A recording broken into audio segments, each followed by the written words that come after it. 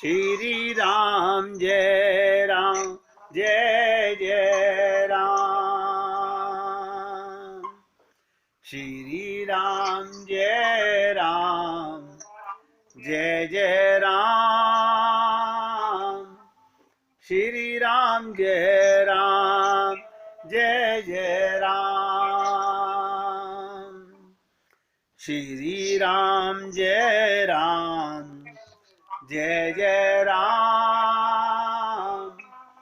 श्री राम जय राम जय जय राम। श्री राम जय राम जय जय राम।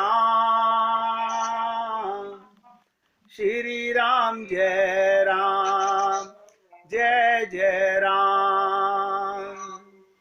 श्री राम जय राम जय जय राम। श्री राम जय राम जय जय राम। अब ध्यान से सुनिएगा, गीता के 6 अध्याय का 5वां श्लोक। क्या कह रही है गीता? भगवान श्री कृष्ण कह रहे हैं, ये साधक स्वयं अपना मित्र और शत्रु है।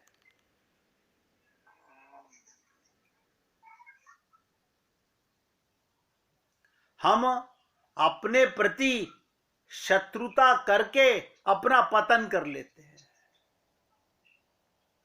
और अपने प्रति सद्भाव करके अपना उत्थान कर लेते हैं।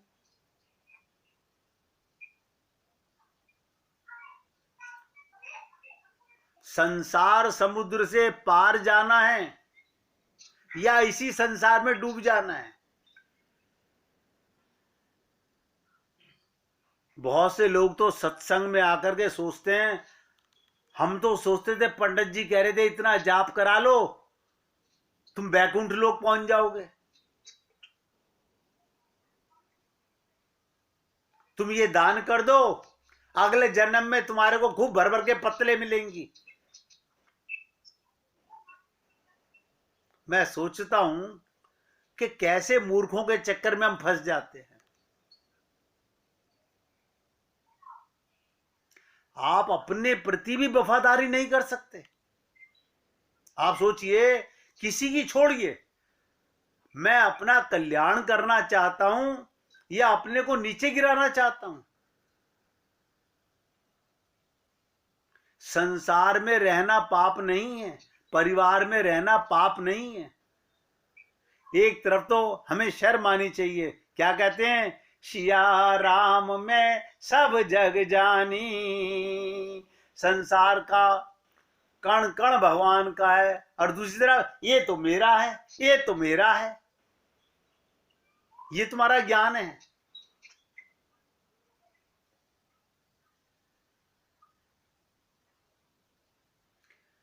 जो कुछ हमें मिला हुआ है भगवान की कृपा से, सुख सुविधाएं हैं, प्रसाद रूप में प्राप्त हैं, कम या अधिक कोई बात नहीं।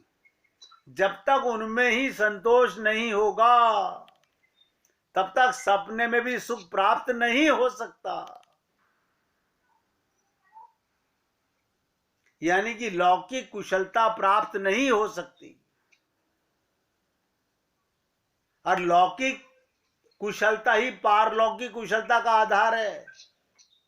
गीता के दूसरे अध्याय के 62वें 63 श्लोक में कहा गया, भगवान ने अपने सखा अर्जुन से इस विषय पर विस्तार से उपदेश दिया अर्जुन को, और बड़े ही स्पष्ट शब्दों में कहा। हमसे एक व्यक्ति बोला हम ना गीता का पाठ कराना चाहते हैं।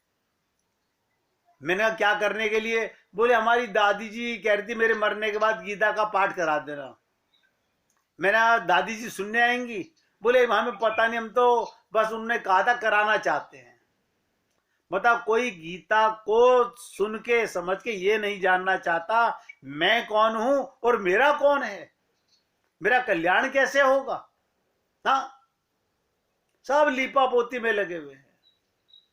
आप लोगों ने देखा होगा जब किसी परिवार में किसी की मृत्यु हो जाती है तो लोग क्या करवाते हैं?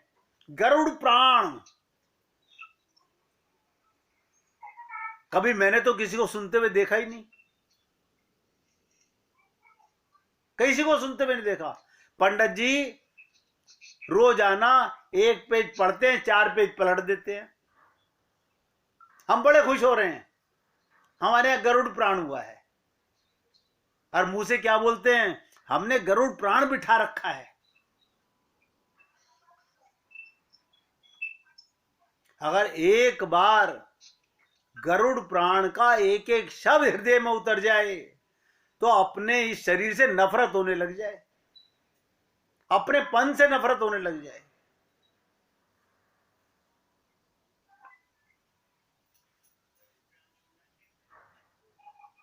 भगवान ने अर्जुन से कहा, बड़े स्पष्ट शब्दों में कहा, लौकिक इच्छाएं ही, नोट कर लो, संसार की इच्छाएं ही मनुष्य का पतन का कारण बनती है।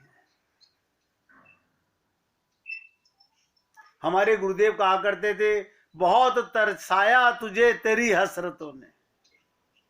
ये जो तेरे अंदर कामनाएं हैं, हसरतें हैं, तेरी इच्छाएं हैं, यही तेरे दुख का कारण है।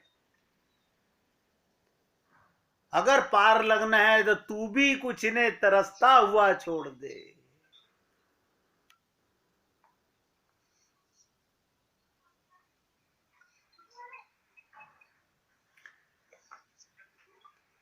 गीता में बताया गया कि जो जीव संसार के विषयों में जितना चिंतन करेगा उतना उनमें आसक्त हो जाएगा, और आसक्ति से उन विषयों की कामना उत्पन्न होती है, और कामना में विघ्न आने से क्रोध उत्पन्न होता है, और क्रोध अत्यंत मूढ़ भाव उत्पन्न हो जाता है, और मूढ़ भाव से, मूर्ख भाव से स्मृति भ्रम हो जाती है,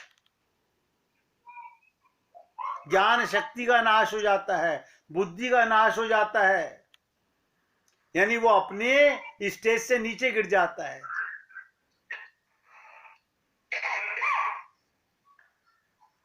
भगवान ने गीता के अंदर कैसे कैसे, अब देखिएगा, बहुत से लोग सोचते हैं हमारा क्या मतलब, वो तो अर्जुन अज्ञानी था उसे सुना रहे थे। अरे बाबा, अर्जुन अज्ञानी नहीं था, वो तो भगवान के साथ लीला करने आया था, उसको माध्यम बना के भगवान हमें सुना रहे थे।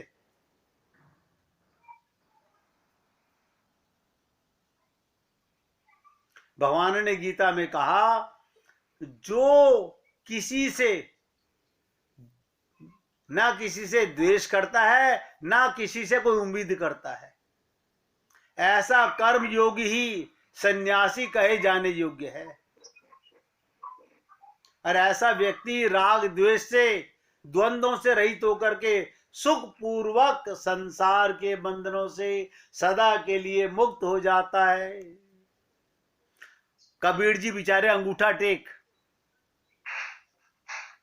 उन्होंने कहा कि कबीरा खड़ा बाजार में और मांगे सबकी खैर, ना काहू सो दोस्ती, ना काहू सो बैर।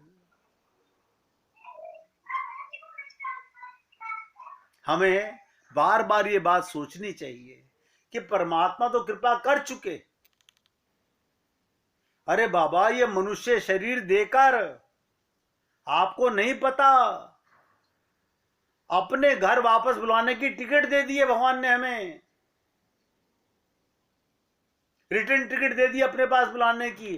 और ये भी कहा, अगर तुम्हारा मन ना हो, थोड़े और जूते चप्पल खाने हो संसार में, कुत्ते बिल्ली गधे बनना हो, तो खूब आराम से संसार में ममता मोह आसक्ति करना।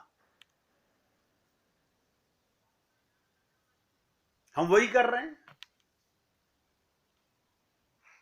हम वही कर रहे हैं। एक तरफ तो गा रहे हैं, ये चोला बड़ा अनमोल, मिलता है मुश्किल से। कभी सोचा कि कितने जन्मों के बाद ये मनुष्य शरीर मिला होगा, कि कबहू के करी करुणा नर देही, भगवान ने कैसे कृपा की होगी हम पर। कहां से मल मूत्र में पड़े हुए, विष्ठा में पड़े हुए हम कीड़े मकोड़ों की तरह भगवान हमें मनुष्य शरीर में ले आए। फिर हमें टीचर दे दिया बताने के लिए। आप बताइए, माँ बाप अपना धन दे देते हैं, हमने अपना मकान दे दिया तेरे को, हमने 5 करोड़ रुपए तेरे को दे दिए, हमने दुकान दे दी तेरे को, कारखाना कर दिया तेरे नाम पे। अब आप सोच के देखिएगा, बुरा मत मानिएगा कोई भी। अगर आप ले जा सकते होते तो कोई किसी को दे के नहीं जाता। अगर ये धन हम वापस ले जा सकते अपने अगले लोक में तो कोई एक धेला नहीं दे के जाता।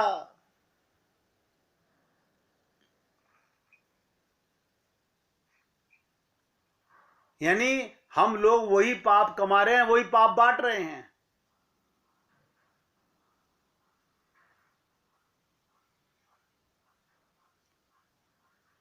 बहुत गहरी बात याद रखिएगा जो मैं आपसे निवेदन कर रहा हूं। हमें मन मिला है, मन, सारी वासना, सारी कामनाओं के जाल से मुक्त होकर, वासना और कामनाओं के जाल से मुक्त होकर, इच्छाओं को समाप्त कर, भगवान के रूप, भगवान के गुण, भगवान की लीला का तत्व का मनन करके डिसाइड करें, निरंतर भगवान में मन लगा के रखें। यही मन बुद्धि का समर्पण है। बार बार लोग कहते हैं वो शरणागति करना चाहते हैं। शरणागति करोगे कैसे? मन बुद्धि का सरेंडर कैसे?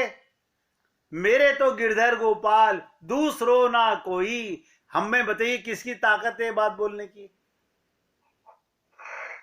हम लोग इसमें भी अपनापन, उसमें भी अपनापन, ये भी मेरा, ये भी मेरा।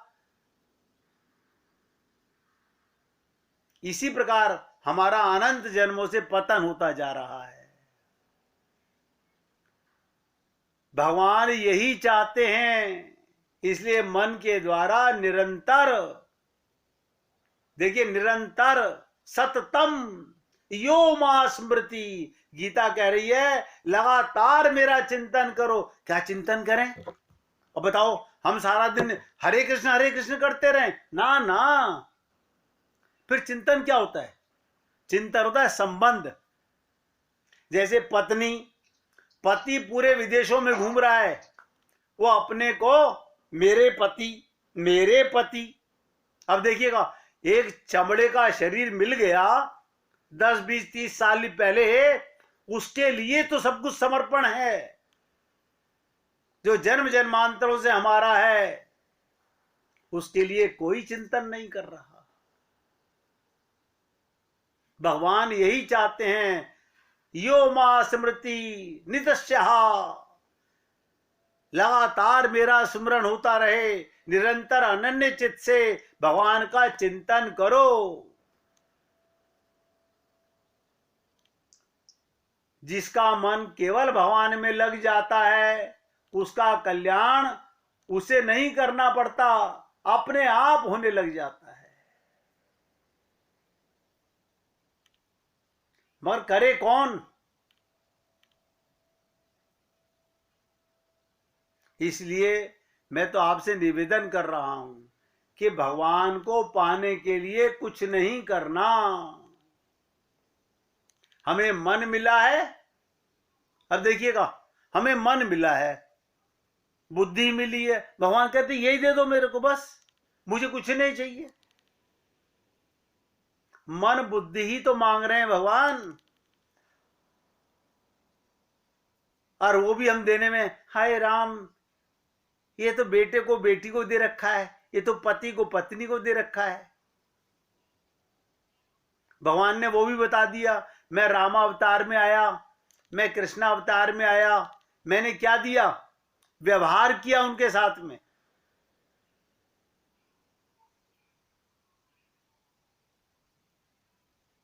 भगवान केवल यही चाहते हैं, मन के द्वारा निरंतर अनन्य चित्त से भगवान का चिंतन करो।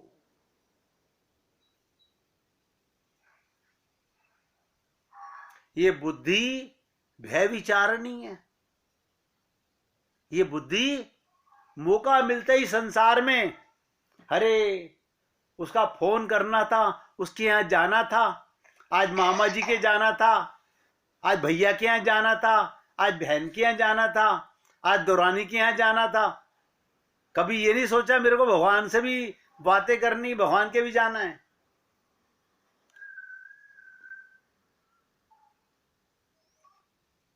जो लोग उपवास करते हैं, मैं कहना नहीं चाहता, जो लोग उपवास करते हैं मैं कहना नहीं चाहता, सब बकवास करते हैं। उपवास का मतलब क्या होता है? मन बुद्धि भगवान के समीप, उप माने करीब, वास माने रहना, मन बुद्धि भगवान के पास रहे, ये उपवास है।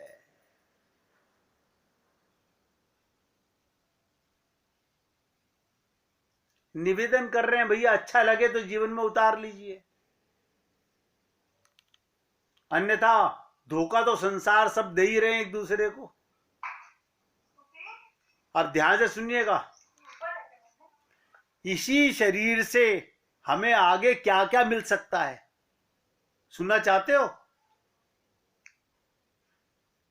इसी शरीर से हम कहां कहां जा सकते हैं, हमें क्या क्या मिल सकता है? कम से कम एक लाइन ध्यान से सुनेंगे और उसके अर्थ को समझेंगे। नरक स्वर्ग अपवर्ग निसेनी, ज्ञान वैराग्य भक्ति सुख देनी। नरक स्वर्ग अपवर्ग निसेनी, ज्ञान वैराग्य भक्ति सुख देनी। ये शरीर हमें क्या क्या दे सकता है? ये मानव देह जो है, नंबर 1 नोट करो, नरक, इससे हम नरक में भी जा सकते हैं इसी शरीर से, क्योंकि अक्सर लोग लापरवाह होते और गलती करेंगे, इसलिए सबसे पहले लिखा नरक। लापरवाह करने वाले को नरक में जाना पड़ेगा। फिर लिखा स्वर्ग। बहुत से लोग पंडितों के चक्कर में पढ़ पढ़ के हम ये दान कर रहे हैं।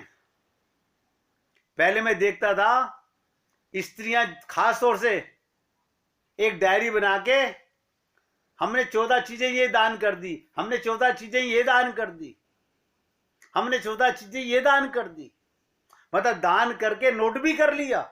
इसका मतलब तुम्हारी खोपड़ी में तो बैठा हुआ है कि मैं क्या क्या कर चुका हूं।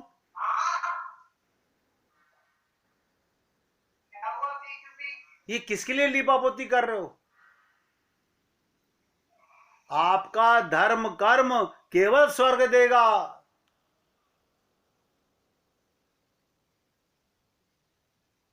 कितने ही जब तब व्रत कर लीजिए, केवल आपको स्वर्ग दे करके चले जाएंगे, समाप्त हो जाएंगे।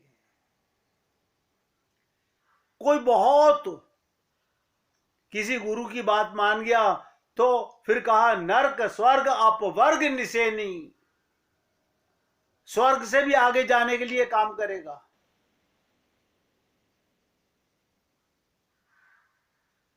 ब्रह्मलोक तक चले जाओगे, वहां से भी पतन होगा, वहां से भी गिरना पड़ेगा। और हमने कहा भक्ति सुख देनी, बस रट लो इस बात को, केवल भक्ति, भक्ति के अलावा कोई मार्ग नहीं है। भक्ति सुख देनी, और भक्ति के लिए कोई नियम नहीं है। मंदिर एक बार भी मत जाओ, जहां तुम हो वहां मन मंदिर को ले आओ। भगवान आपके साथ 24 घंटे रहता है। तो भक्ति में सर्वत्र भक्ति, सर्वत्र का मतलब पखाने में भी भगवान से प्रेम, शमशान में भी भगवान से प्रेम, किसी की शादी में जा रहे हैं वहां भी भगवान से प्रेम। तो भक्ति नंबर 1 ये हमने आपको बता दिया। सारे कर्मों में भक्ति, बताइए सारे कर्मों में भक्ति, ये कैसे? भगवान के निमित्त कर्म करोगे सब कर्म भक्ति हो गए। नहीं ये तो हम अपने बेटे के लिए, पति के लिए कर रहे हैं, ये तो पाप हो गया। लिख लो, लिख लो, अपनेपन का भाव आते ही पाप होगा, भगवान का पाप आते ही पुण्य होगा।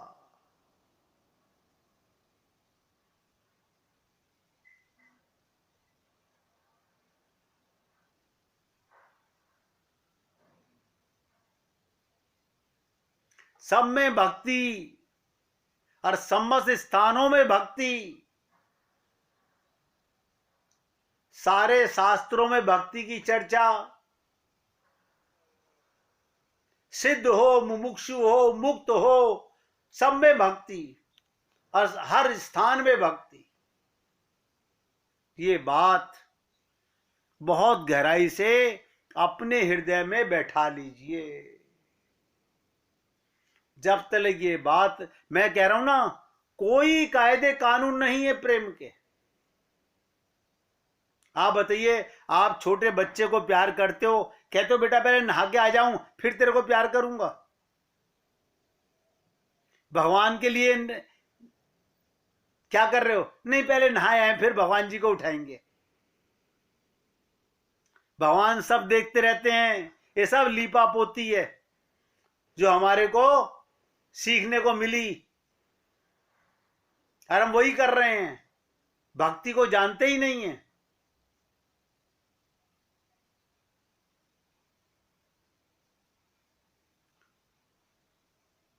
एक मिनट फिर कीर्तन कीजिए, फिर आगे चर्चा करते हैं। श्री कृष्ण गो